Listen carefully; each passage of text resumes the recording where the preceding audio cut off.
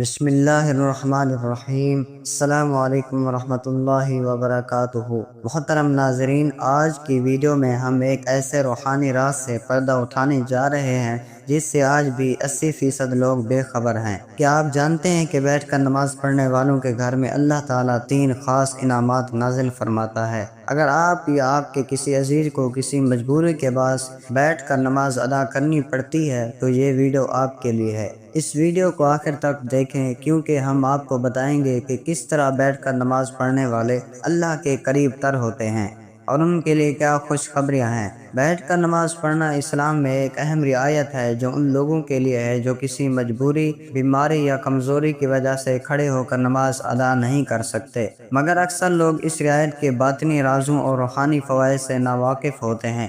ہمارے معاشرے میں یہ تاثر عام ہے کہ بیٹھ کر نماز صرف مجبوری کی حالت میں جائز ہے، لیکن حقیقت یہ ہے کہ اگر کوئی شخص خلوص دل کے ساتھ اور مکمل توجہ کے ساتھ بیٹھ کر نماز ادا کرتا ہے تو اللہ تعالیٰ اسے کھڑے ہو کر نماز پڑھنے والے کے برابر بلکہ بعض اوقات اس سے بھی زیادہ اجر عطا فرماتا ہے۔ اللہ تعالیٰ کی رحمت اور شفقت کا اندازہ اس بات سے لگایا جا سکتا ہے کہ وہ بندے کی نیت اور اخلاص کو دیکھتا ہے، صرف ظاہری حالت کو نہیں۔ بیٹھ کر نماز پڑھنے والے لوگ اکثر یہ سمجھتے ہیں کہ ان کی عبادت میں کوئی کمی رہ گئی ہے، مگر حقیقت اس کے برعکس ہے۔ حدیث مبارکہ میں آتا ہے کہ جو شخص کھڑے ہو کر نماز پڑھتا ہے اسے 1 اجر ملتا ہے، جو بیٹھ کر پڑھتا ہے اسے آدھا، اور جو لیٹ کر پڑھتا ہے اسے بھی آدھا اجر ملتا ہے۔ لیکن بعض محدثین اور علماء نے وضاحت کی ہے کہ اگر کوئی شخص بیماری یا مجبوری کے باعث بیٹھ کر نماز پڑھ رہا ہو تو اسے مکمل اجر دیا جاتا ہے۔ ناظرین کرام، اس حدیث کا مقصد یہ بتانا ہے کہ اللہ تعالیٰ کی بارگاہ میں عبادت کی نیت سب سے زیادہ اہم ہے۔ آج کل کے دور میں بہت سے بزرگ، مریض اور کمزور افراد ایسے ہیں جو کھڑے ہو کر نماز ادا نہیں کر سکتے۔ ان کے لیے بیٹھ کر نماز پڑھنا نہ صرف جائز ہے بلکہ باعث رحمت ہے۔ ایسے افراد کو چاہیے کہ وہ اس سہولت کو اختیار کریں اور اس پر شرمندہ ہونے کی بجائے شکر ادا کریں کہ اللہ تعالیٰ نے دین کو آسان بنایا ہے۔ اسلام کا پیغام ہمیشہ سے انسانیت کے لیے سہولت کا رہا ہے، اور نماز جیسے اہم فریضے میں بھی ایسی آسانیاں رکھی گئی ہیں جو کسی دوسرے دین میں نظر نہیں آتی۔ بیٹھ کر نماز پڑھنے والوں کے لیے اللہ تعالیٰ کی طرف سے جو انعامات مقرر کیے گئے ہیں ان میں سے 3 اہم چیزیں ایسی ہیں جو گھر میں نازل ہوتی ہیں۔ پہلی چیز اللہ کی رحمت ہے۔ جب بندہ اخلاص کے ساتھ اور عاجزی سے بیٹھ کر نماز پڑھتا ہے تو اس کے گھر میں اللہ کی رحمت نازل ہوتی ہے جو تمام گھر والوں کو اپنی برکت میں لے لیتی ہے۔ دوسری چیز فرشتوں کی حاضری ہے۔ حدیث میں آتا ہے کہ جب بندہ عبادت کرتا ہے تو اللہ کے فرشتے اس کے گھر میں آ کر اسے گھیر لیتے ہیں، اس کے لیے دعائیں کرتے ہیں اور اس کے حق میں خیر مانگتے ہیں۔ یہ حاضری بیٹھ کر نماز پڑھنے والے کے لیے بھی اسی طرح ہے، کیونکہ اخلاص اور خشوع سے کی گئی عبادت کی قبولیت میں کوئی فرق نہیں ہوتا۔ تیسری چیز برکت کا نزول ہے۔ وہ گھر جہاں بیٹھ کر نماز ادا کی جاتی ہے وہاں رزق میں، وقت میں، تعلقات میں اور سکون میں برکت پیدا ہوتی ہے۔ یہ برکت نظر نہیں آتی مگر اس کے اثرات ہر پہلو پر ظاہر ہوتے ہیں۔ ایسے گھروں میں جھگڑے کم ہوتے ہیں، دل میں سکون ہوتا ہے اور رزق کم ہونے کے باوجود کفایت پیدا ہوتی ہے۔ اس کے علاوہ بیٹھ کر نماز پڑھنے والوں کو ایک اور خاص مقام دیا گیا ہے کہ ان کی عاجزی اللہ تبارک و تعالیٰ کو بہت ہی محبوب ہے۔ ایک حدیث کے مفہوم کے مطابق جو بندہ اللہ کے سامنے عاجزی اختیار کرتا ہے اللہ اسے بلند کرتا ہے۔ بیٹھ کر نماز پڑھنے والے کی یہ حالت کہ وہ باوجود خواہش کے اپنے جسم کی کمزوری کے سبب کھڑا نہیں ہو سکتا، دراصل ایک کامل عاجزی کی حالت ہے، اور یہی کیفیت اللہ کو بے حد پسند ہے۔ اس کیفیت میں انسان اپنی کمزوری کا اظہار کرتا ہے اور اللہ کی کبریائی کے سامنے سر جھکا دیتا ہے۔ یہی اصل عبادت ہے۔ جب انسان اپنی بے بسی کو محسوس کرتے ہوئے اللہ سے لو لگاتا ہے تو اللہ تعالیٰ اس پر اپنی خاص توجہ فرماتا ہے۔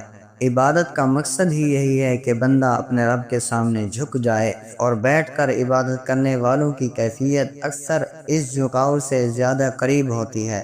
آج کے دور میں جہاں مادیت، نفس پرستی اور دینی بے شعوری عام ہو چکی ہے، وہاں ایسے لوگ جو نرمی، عاجزی اور خلوص سے بیٹھ کر نماز پڑھتے ہیں وہ دراصل اللہ تعالیٰ کے مقرب بندوں میں شامل ہو سکتے ہیں۔ ان کی عبادت کا اثر نہ صرف ان کے دلوں پر ہوتا ہے بلکہ ان کے ارد گرد کے ماحول پر بھی مثبت اثر ڈال سکتا ہے۔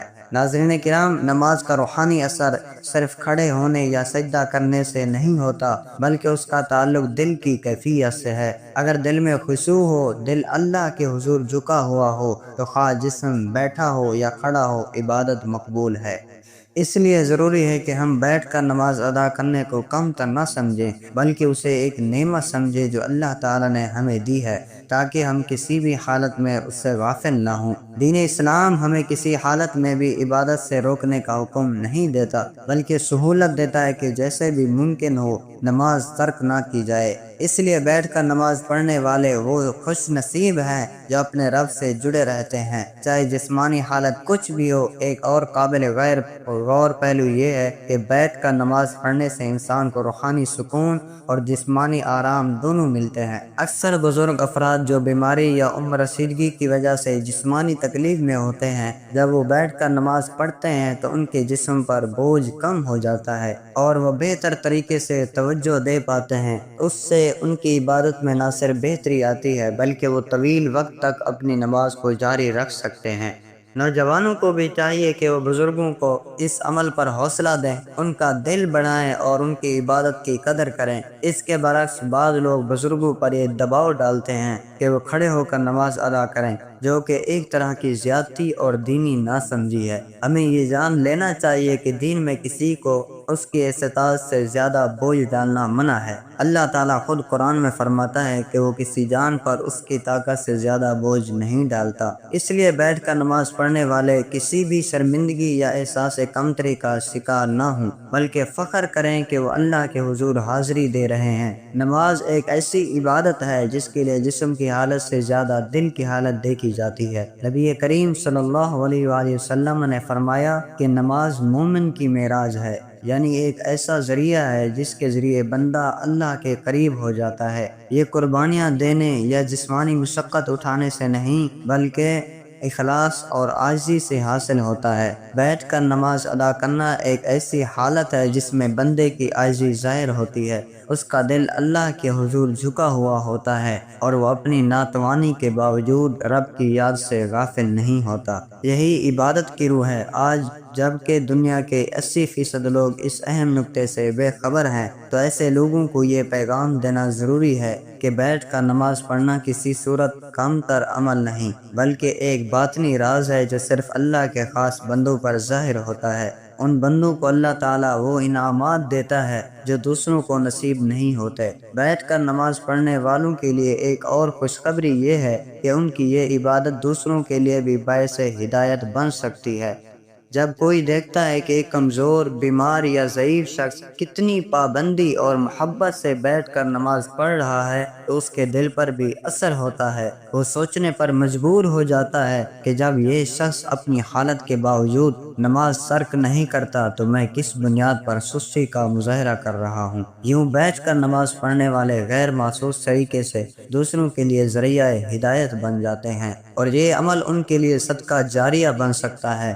ہم سب کو چاہیے کہ ہم اپنے گھروں کے بزرگوں کی عبادت کو قدر کی نگاہ سے دیکھیں، ان کی حوصلہ افزائی کریں اور ان کے تجربے سے سیکھیں۔ بیٹھ کر نماز پڑھنے والے اکثر اپنے دل کی گہرائیوں سے دعا کرتے ہیں اور ان کی یہ دعائیں نسلوں کی تقدیر بدل سکتی ہیں۔ آخر میں ہمیں یہ جان لینا چاہیے کہ عبادت کی اصل روح اللہ سے تعلق، عاجزی، محبت اور خلوص ہے۔ بیٹھ کر نماز پڑھنے والوں میں یہ صفات اکثر زیادہ نمایاں ہوتی ہیں کیونکہ ان کی جسمانی حالت انہیں مزید روحانی کیفیت کی طرف لے جاتی ہے۔ ان کے دل میں رب کے حضور پیش ہونے کی تڑپ ہوتی ہے اور وہ ہر حال میں اللہ کی رضا کے طالب ہوتے ہیں۔ ایسے لوگ دنیا میں گمنام ہو سکتے ہیں مگر اللہ کی بارگاہ میں ان کا مقام بہت ہی بلند ہوتا ہے۔ ہمیں اپنے دلوں کو اس بات پر آمادہ کرنا چاہیے کہ ہم عبادت کو ظاہری شکل و صورت سے نہیں بلکہ باطنی کیفیت سے پر رکھیں۔ بیٹھ کر نماز پڑھنے والے دراصل اس راز سے واقف ہو چکے ہوتے ہیں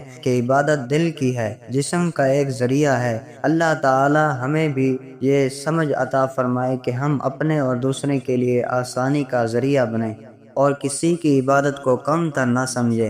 ایسے تمام افراد جو بیٹھ کر نماز پڑھ رہے ہیں وہ اللہ کی خاص رحمت کے زیر سایہ ہیں، اور ان کا ہر سجدہ، ہر رکوع، ہر تسبیح اللہ تعالیٰ کی نظر میں محفوظ ہے۔ ان کے گھروں پر اللہ کا سکون اور فرشتوں کی حاضری ہوتی ہے، اور یہی سب سے بڑی کامیابی ہے۔ اے اللہ، ہمیں نماز کی صحیح سمجھ اور اخلاص عطا فرما۔ جب لوگ مجبوری کے باعث بیٹھ کر نماز ادا کرتے ہیں، ان کی عبادت کو اپنی بارگاہ میں صرف قبولیت عطا فرما۔